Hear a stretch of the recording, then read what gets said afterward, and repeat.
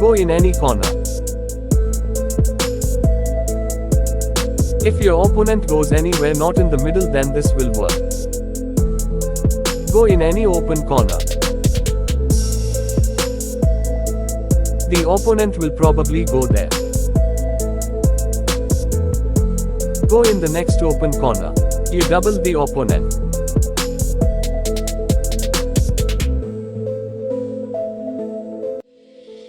Go in any corner. If the opponent goes in the middle, then this might work. Go in the opposite corner where you started. If the opponent goes in the corner, then this will work. You should block your opponent.